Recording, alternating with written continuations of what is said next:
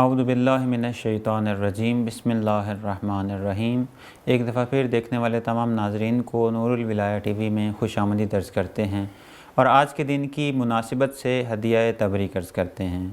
سامعین محترم، خداوند متعال نے انسان کی ہدایت کے لیے، انسان کی نجات کے لیے اور انسان کو اس نقطے تک پہنچانے کے لیے کہ جس کا نام خلیفۃ اللہ ہے، جس کا نام خلافت الہیہ ہے، پہنچانے کے لیے خداوند متعال نے انسان کے لیے بہت سارے اسووں کو متعارف کروایا۔ انہی اسووں میں سے ایک اسوہ امام رضا علیہ السلام کی ذات ہیں کہ جن کی زندگی نہ صرف ہمارے لیے اس دنیا میں بلکہ آخرت میں بھی نمونہ عمل ہے۔ ہم امام رضا علیہ السلام کی زندگی کو دیکھ کر، ان کی زندگی کا مطالعہ کر کے، ان کی معرفت حاصل کر کے نہ صرف اپنی زندگی کو اس دنیا میں بلکہ آخرت میں بھی کامیاب بنا سکتے ہیں اور ہم اس نقطے تک پہنچ سکتے ہیں کہ جس نقطے کا نام خداوند متعال نے خلافت الہیہ اور خلیفۃ اللہ رکھا ہے۔ آج اسی موضوع کے اوپر گفتگو کرنے کے لیے، امام رضا علیہ السلام کی سیرت کے اوپر گفتگو کرنے کے لیے ہم نے اپنے اسٹوڈیو میں دعوت دی ہے حجت الاسلام والمسلمین سید احمد علی نقوی صاحب کو۔ السلام علیکم ورحمۃ اللہ وبرکاتہ۔ علیکم السلام ورحمۃ اللہ وبرکاتہ۔ سب سے پہلے آپ کو آج کے دن کی مناسبت سے ہدیہ تبریک عرض کرتے ہیں اور اس کے بعد آپ کا شکریہ ادا کرتے ہیں کہ آپ نے قیمتی وقت میں سے وقت دیا تاکہ سیرت امام رضا علیہ السلام پر گفتگو کی جا سکے۔ آپ کی محضر میں اور تمام جو ناظرین ہیں ان کی خدمت میں امام رضا علیہ السلام کی ولادت کے حساب سے مبارکباد پیش کرتے ہیں۔ خداوند متعال ہمیں مولا کی سیرت پر عمل کرنے کی توفیق عنایت فرمائے۔ اس سے پہلے کہ ہم گفتگو آغاز کریں، ابتدا میں چونکہ ہو سکتا ہے کہ یہ پروگرام ہمارا کچھ اہل سنت افراد بھی دیکھ رہے ہوں، تو ان کے لیے امام رضا علیہ السلام کا اجمالی تعارف کروا دیں۔ بسم اللہ الرحمن الرحیم، بہ نستعین انہ خیر ناصر و معین۔ امام علی ابن موسیٰ رضا علیہ السلام شیعیان حیدر کرار کے 8ویں امام ہیں اور امام کا جو نام ہے وہ ہے علی۔ مولا کی جو کنیت ہے وہ ہے ابو الحسن ثانی۔ جو کتب میں مختلف اور کنیتیں بیان کی گئی ہیں، لیکن جو مشہور کنیت ہے جو دعائے توسل میں بھی آپ پڑھتے ہیں اور دوسری دعاؤں میں، ابو الحسن کے نام سے بھی مولا کو یاد کیا جاتا ہے۔ اور مولا کے جو القابات ہیں وہ ایک لقب ہے مولا کا رضا یا رضا۔ یہ کچھ افراد کہتے ہیں کہ یہ لقب مامون نے مولا امام رضا علیہ السلام کو عطا کیا تھا، لیکن حقیقت یہ ہے کہ جیسے امام محمد تقی علیہ السلام جو مولا کے فرزند ہیں، امام جواد، ان سے جو نقل ہوا ہے، مولا فرماتے ہیں کہ یہ لقب مولا کو خدا نے دیا ہے، جو امام موسیٰ کاظم علیہ السلام کے توسط سے مولا کو عطا کیا گیا تھا۔ مولا امام رضا علیہ السلام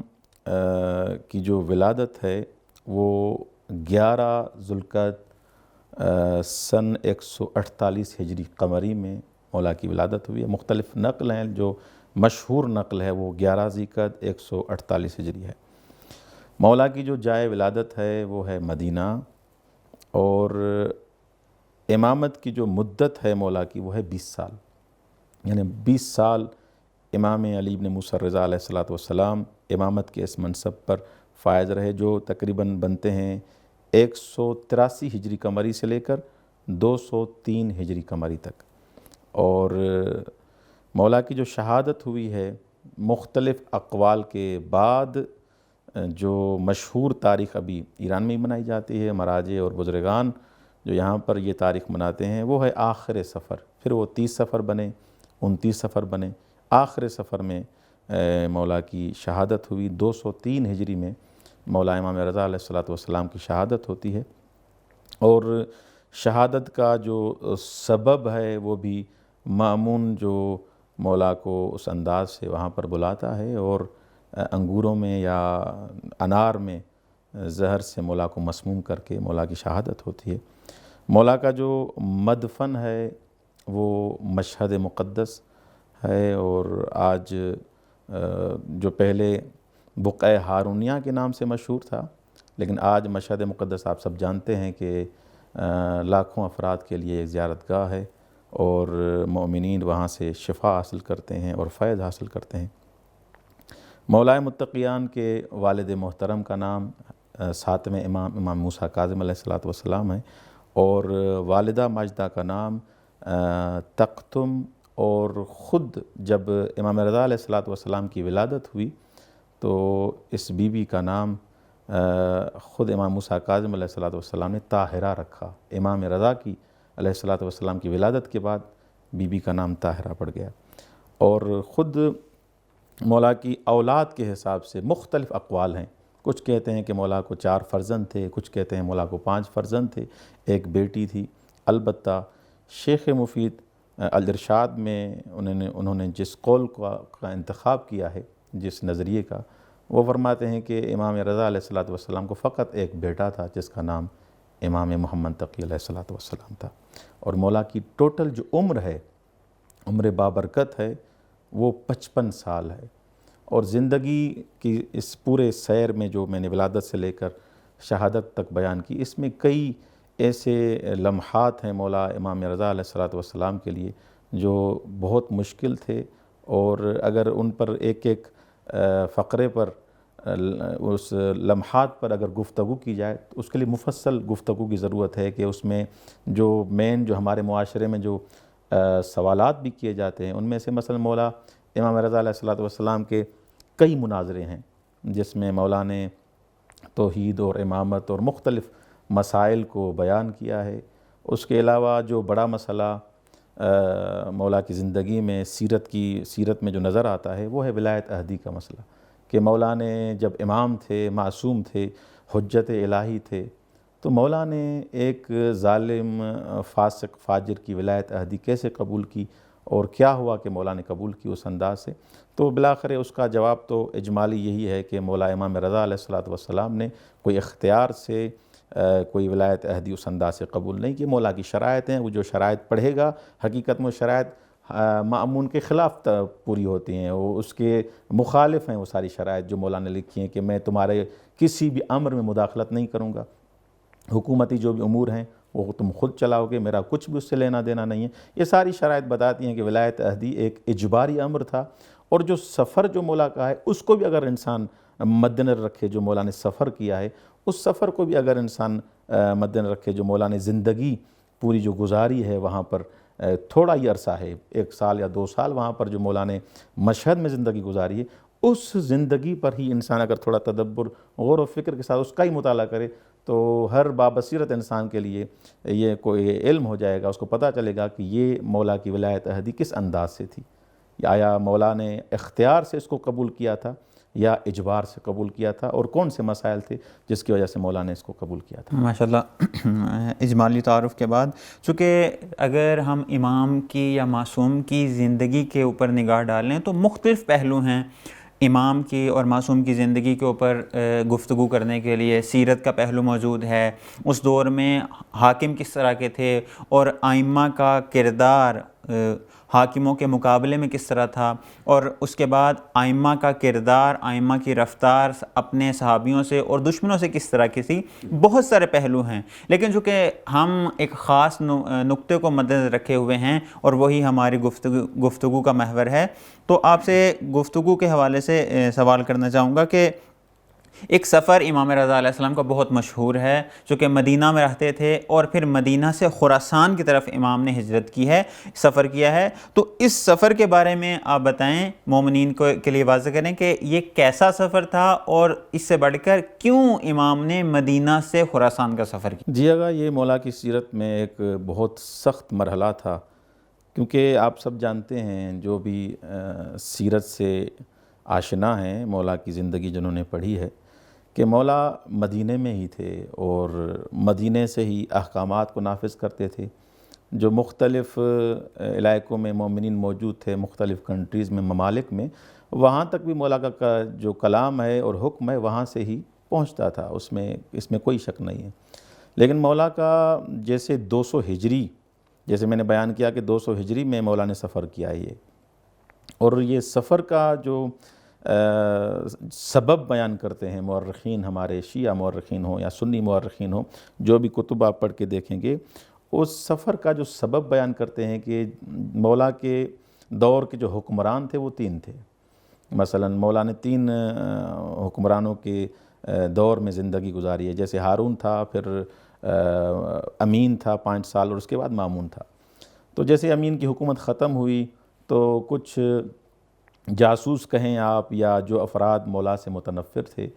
انہوں نے آ کے مامون کو کہا کہ دیکھو اگر تمہیں حکومت چلانی ہے اس انداز سے،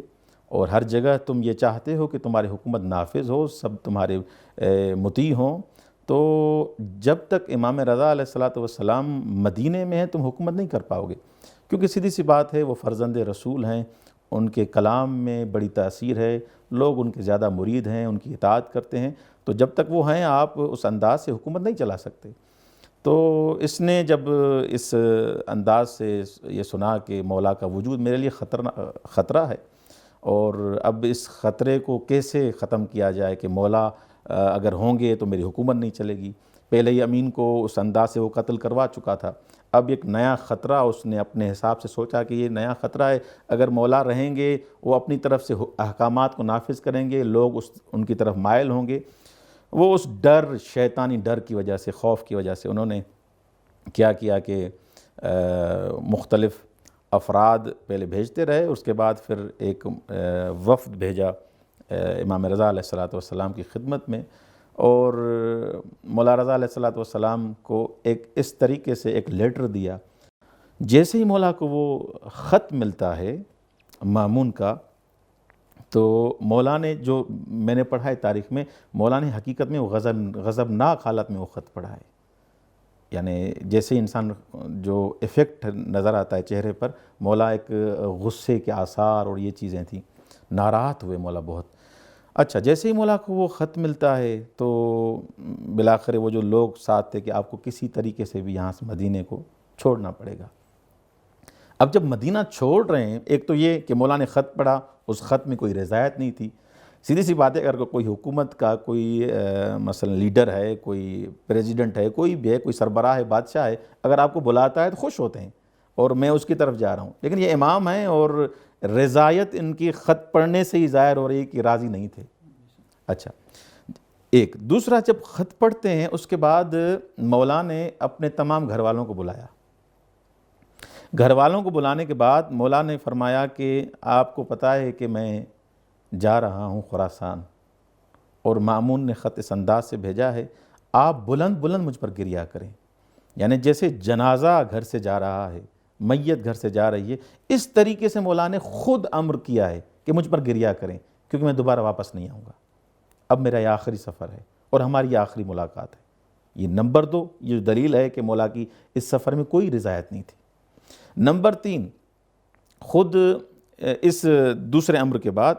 مولا رضا علیہ السلام جب نبی اکرم حضرت محمد مصطفیٰ صلی اللہ علیہ وآلہ وسلم کے مزار مقدس پہ جاتے ہیں، وہاں پر بھی جو مولا نے فقرات اور جملات وہاں پر فرمائے ہیں کہ بالآخر میں آخری دفعہ آپ کی زیارت پہ آ رہا ہوں، اور نانا مجھے جبراً اس مدینے سے نکال رہے ہیں، وہ سارے جو مولا کے جملات وہاں پر موجود ہیں۔ اس کے بعد ایک نقل کے مطابق حضرت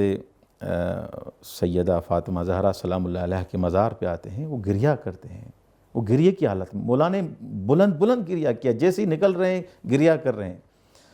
اور ایک نقل کے مطابق کہ مولا امام محمد تقی علیہ السلام مکے میں تھے، جو 2-3 نقل میں نے پڑھے ہیں مختلف روایات اور تاریخ کے حساب سے، کہ مولا امام محمد تقی علیہ السلام مکے میں تھے، مولا بھی مکے میں تھے، اور وہاں پر مولا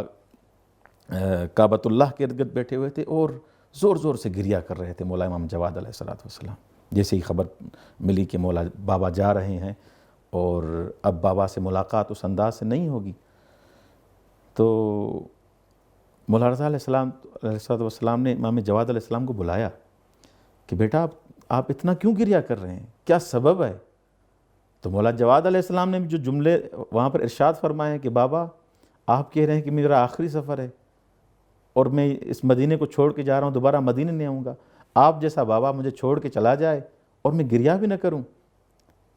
یعنی خود یہ امور جو ہیں، پھر مولا ان کو تلقین کرتے ہیں صبر کی، بیٹا صبر کرو، ہمارے آبا و اجداد نے اس راہ پر اپنی قربانیاں دیں اور شہید ہو گئے، ہم بھی ان کی راہ پہ چل رہے ہیں، اور خدا کی راہ میں ہی یہ ساری مصیبتیں اور پریشانیاں ہوتی ہیں۔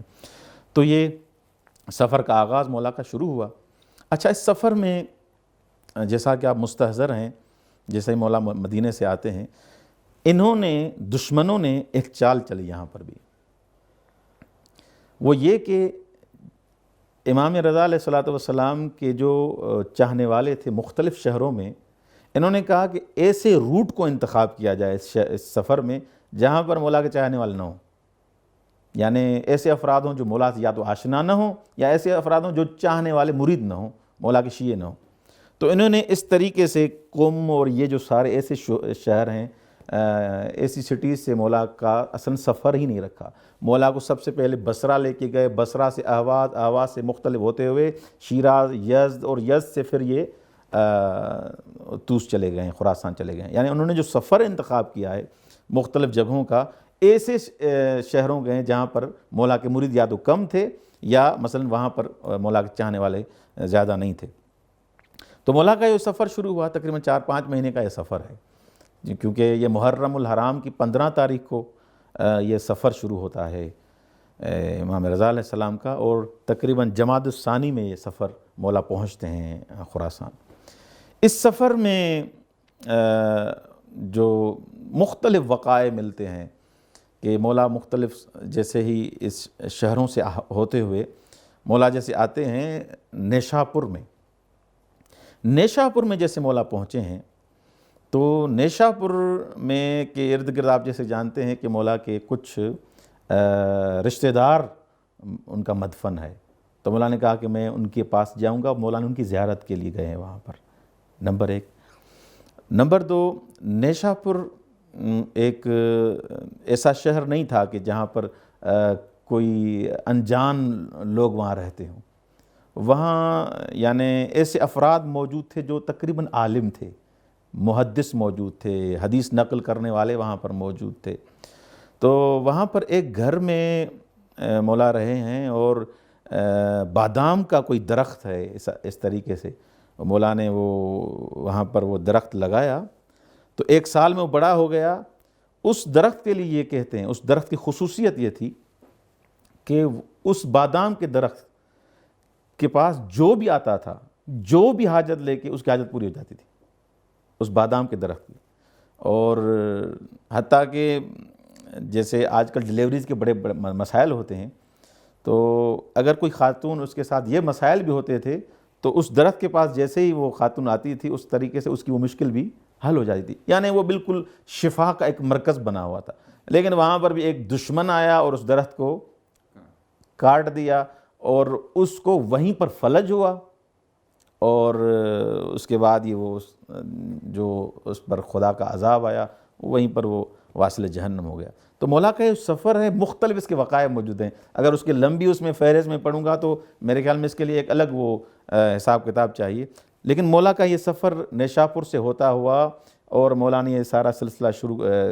اس کو طے کرتے ہوئے ان تمام شہروں کو مولا خراسان پہنچے۔ ماشاءاللہ، بہت اچھے انداز سے آپ نے وہ سفر کے جو کتنی مشکلات کے باوجود امام نے مدینے سے خراسان کی طرف کیا، واضح کیا کہ کس کس طرح سے، کہاں کہاں سے امام کو حاکم وقت نے لے کے آئے اور خراسان میں ان کو بلایا۔ خوب، چونکہ امام رضا علیہ السلام کی شخصیت کے بارے میں جب بھی گفتگو ہوتی ہے تو وہ چیزیں کہ جو اس شخصیت سے معروف ہوتی ہیں ان کے اوپر لامحالہ انسان کا ذہن چلا جاتا ہے۔ تو چونکہ ہمارا موضوع بھی ولادت باسعادت امام رضا علیہ السلام کی مناسبت سے ہے، امام رضا کی سیرت ہے، تو میں یہ سوال کرنا چاہوں گا کہ وہ مشہور روایت جس کو حدیث سلسلۃ الذہب کہا جاتا ہے، ایک تو یہ کہ کیوں کہا جاتا ہے، اور دوسرا جس طرح آپ نے اپنے گفتگو میں ارشاد فرمایا کہ چند مہینوں کا سفر تھا مدینہ سے خراسان تک، تو سوال یہ ہوگا دوسرا کہ کس مقام کے اوپر امام نے اس حدیث کو بیان فرمایا؟ جی اگر بہت اچھا سوال، اور تقریباً محوریت بھی ہماری اسی سوال کو ہی ہے، کیونکہ ولادت ہے جیسے آپ نے فرمایا امام ثامن الحجج کی۔ تو حدیث سلسلۃ الذہب معروف حدیث ہے، اور ہمارے اکثر ممبری حضرات اور خطباء اس حدیث کو پڑھتے بھی ہیں۔ اس حدیث کو سلسلۃ الذہب جیسے آپ نے فرمایا کیوں کہتے ہیں؟ سلسلۃ الذہب کے کہنے کی جو وجہ ہے جو علماء نے بیان فرمائی ہے کہ ایک طلائی سلسلہ، زرین سلسلہ، سونا سلسلہ، جیسے کہیں جو بھی نام اس کا رکھیں، ذہب کہتے ہیں عربی میں سونے کو کہتے ہیں، تو ایسا سلسلہ، ایسی زنجیر جو ساری کی ساری سونے کی ہو، تو اس کو پھر سلسلۃ الذہب کیوں کہا گیا؟ اس کی وجہ جو علماء بیان فرماتے ہیں وہ یہ کہ دیکھیں ہمارے ہاں حدیث میں دو چیزیں ہوتی ہیں، ایک ہوتا ہے حدیث کا متن، ایک ہوتی ہے حدیث کی سند۔ متن وہ جو خود روایت ہے، مثلا انا مدینۃ العلم و علی بابها، یہ متن حدیث ہے، اس کو متن حدیث کہا جاتا ہے، حدیث کا متن۔ ایک ہوتی ہے حدیث کی سند۔ سند یعنی مثلا اس راوی نے، شیخ صدوق نے اس سے نقل کیا، اس نے اس سے نقل کیا، اس نے مثلا فلاں راوی سے نقل کیا، یہ راویوں کا سلسلہ آتا ہے۔ اور پھر اگر آپ 1400 سال مثلا بعد یہاں پر زندگی کر رہے ہیں تو جتنے راوی آئیں گے، جتنے افراد نقل کریں گے، وہ ایک ایک کڑی بنتی جائے گی۔ اب مثلا اگر شیخ مفید کا زمانہ ہے تو شیخ مفید کا امام زمانہ تک اور رسول خدا تک کتنا فاصلہ ہے، وہ جتنے افراد آئیں گے ان کو کہا جائے گا سلسلہ، اور جو افراد اس میں آئیں گے، جو سارا سلسلہ بنے گا، اس کو کہا جائے گا سند حدیث۔ اب یہ جو سند ہے اس حدیث کی، یہ بڑی کمال کی سند ہے مثلا، کیونکہ اس سند میں سارے نقل کرنے والے معصوم ہیں۔ یعنی امام رضا علیہ السلام فرماتے ہیں کہ میں نے سنا اپنے بابا امام موسیٰ کاظم علیہ السلام سے، امام موسیٰ کاظم علیہ السلام نے امام جعفر صادق علیہ السلام، امام جعفر صادق علیہ السلام نے امام محمد باقر سے، امام محمد باقر علیہ السلام نے امام علی زین العابدین سے، امام علی زین العابدین سے حسنین کریمین، اور یہ سلسلہ مولا علی، اور مولا علی ابن ابی طالب علیہ السلام نے رسول خدا سے، اور رسول خدا نے جبرائیل، اور جبرائیل کو خداوند متعال نے اس انداز سے خطاب کیا۔ یعنی آپ نے دیکھا کہ خداوند متعال اور ادھر سے آخری کڑی امام رضا علیہ السلام، سارا سلسلہ امام رضا علیہ السلام سے لے کر خداوند منان تک، یا رسول خدا صلی اللہ علیہ وآلہ وسلم تک، یہ سارا سلسلہ سارے کے سارے معصوم ہیں۔ اب جب سند میں، جیسے میں نے کہا کہ کبھی معصوم ہوتا ہے، کبھی غیر معصوم ہوتا ہے، کبھی ثقہ افراد ہوتے ہیں، کبھی غیر ثقہ افراد ہوتے ہیں، اسی وجہ سے کبھی حدیث ضعیف بن جاتی ہے، کبھی حسن بن جاتی ہے، کبھی موثق بن جاتی ہے، کبھی غیر موثق بن جاتی ہے، یہ سلسلہ ایسے بنتا ہے۔ اب سارے کے سارے اگر سلسلے میں جو مولا نے سلسلہ یہاں پر بیان کیا ہے، سارے کے سلسلے اگر افراد وہ معصوم ہوں، تو اس معصوم ہونے کی وجہ سے، کیونکہ سب کے سب معصوم ہیں، اس حدیث کا نام ہی پڑ گیا سلسلۃ الذہب۔ ایسا سلسلہ جو طلائی سلسلہ ہے، سونے کا سلسلہ ہے، ذہب کا سلسلہ ہے، یعنی سب کے سب معصوم ہیں، اسی لیے اس حدیث کو سلسلۃ الذہب کہا گیا ہے۔ اچھا، یہ حدیث جو سلسلۃ الذہب ہے، جس کا متن یہ ہے، البتہ یہ بات بھی آپ کے ذہن میں رکھوں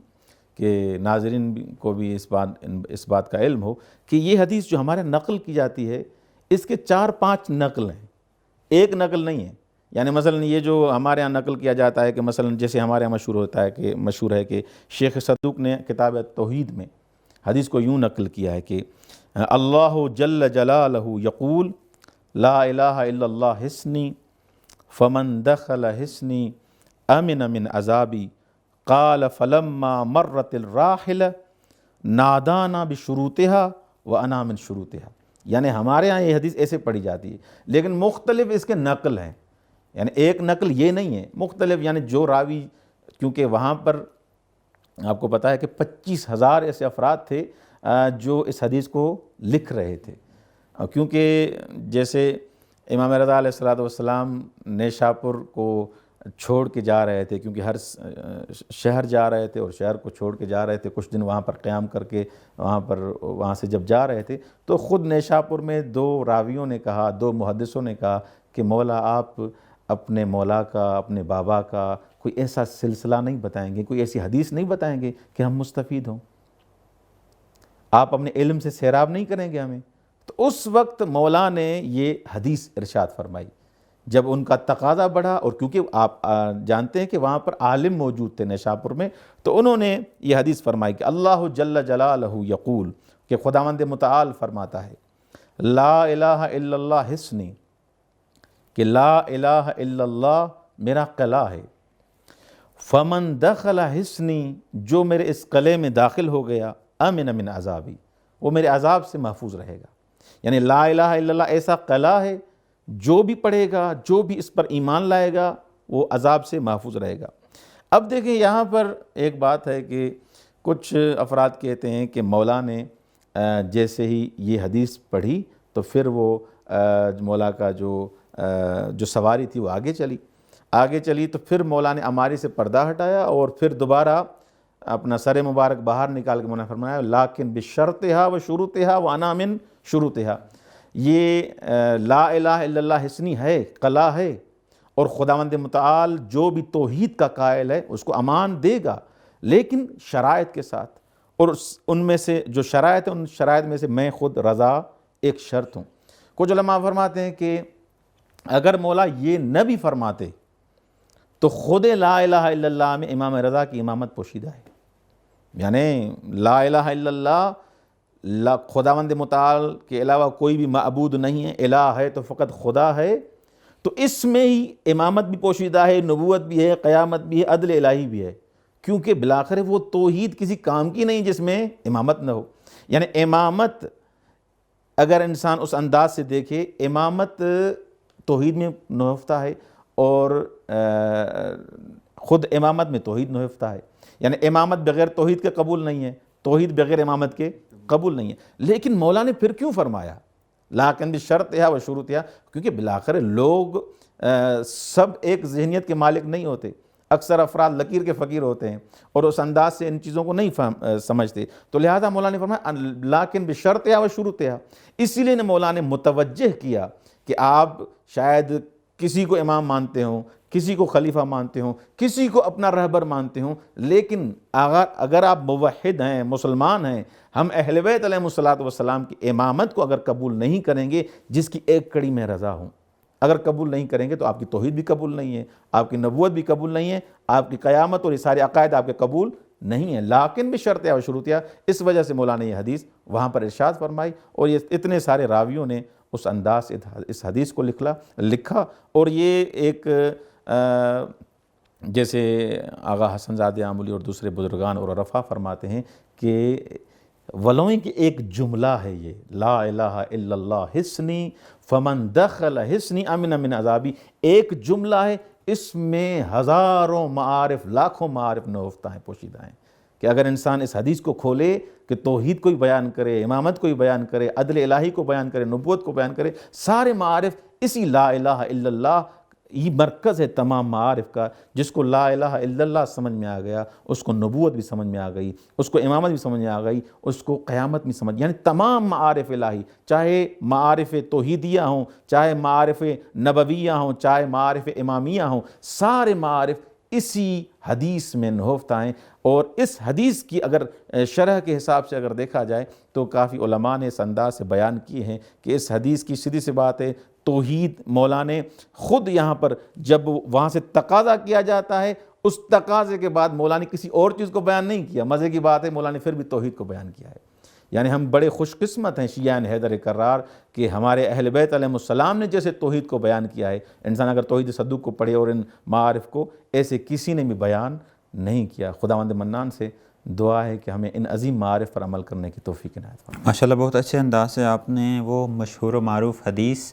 کہ جو حدیث سلسلۃ الذہب کے نام سے مشہور ہے اور معروف ہے امام رضا علیہ السلام سے، بہت ہی جامع اور مختصر انداز میں مومنین کے لیے، سامعین کے لیے اس کی وضاحت فرمائی۔ ایک دفعہ پھر آپ کا شکریہ ادا کرتے ہیں کہ آپ نے اپنے قیمتی وقت میں سے وقت دیا تاکہ